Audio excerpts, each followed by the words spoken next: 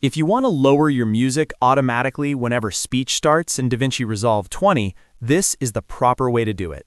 In this tutorial, I'll show you how to set up sidechain compression so your background music ducks under your voice, giving you a clean, professional mix without having to keyframe every single section by hand. This is one of the best audio mixing tricks in DaVinci Resolve, and once you learn it, you can use it on almost any project. If this video helps you out, make sure to hit like and subscribe for more easy DaVinci Resolve tutorials. Now, let's jump in. First, look at the very bottom center of the DaVinci Resolve interface and find the row of page icons. Click the icon that looks like a musical note. That takes you into the Fairlight page, which is where most of the advanced audio work happens. Once you're on Fairlight, look over to the right side of the screen for the Mixer panel. If you don't see it right away, don't worry, just click the Mixer button in the top right toolbar to turn it on. In the mixer, find the track that contains your music. You'll usually see the track header labeled for that music track, so make sure you choose the right one if you have multiple audio layers. Now, inside that track column, look for the section labeled Dynamics. This is where we're going to build the automatic volume reduction effect. Double-click the empty dark rectangle, or simply double-click the word Dynamics, and that will open the dedicated Dynamics control window.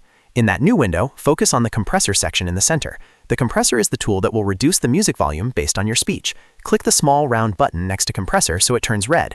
That means the compressor is now active and ready to use. Next, look on the right side of the compressor section for the sidechain area. This is the key to making the music listen to your voice instead of reacting to itself. Click the sidechain button so it switches to on. Then click the small drop-down menu directly below it and select the audio track that contains your speech. In other words, your voice track becomes the trigger and your music track becomes the one being controlled.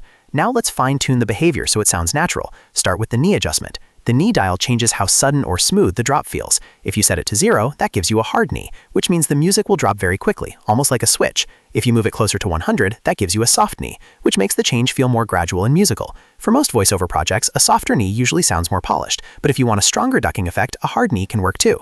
Next is the threshold dial. This is basically the line in the sand for the compressor. When the speech gets above this level, the music starts to reduce. The lower you set the threshold, the easier it is for speech to trigger the ducking, which is useful if your voice gets quiet in some parts. If the threshold is too high, the music may not lower enough when you speak, so take a moment to listen and adjust carefully. After that, move to the ratio dial. This controls how much the music gets crushed once the compressor kicks in.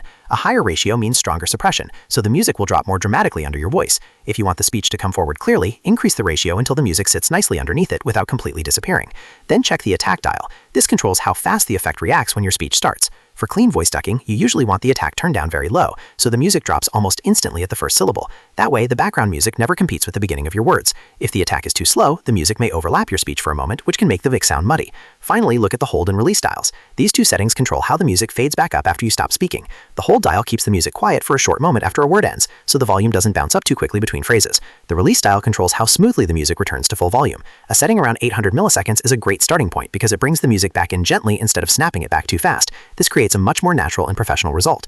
Once you've adjusted everything, play back your timeline and listen carefully. If the music is still too loud, lower the threshold or raise the ratio. If the ducking feels too aggressive, soften the knee or adjust the release a little higher. The goal is for your voice to always stay clear and easy to understand, while the music supports the video in the background.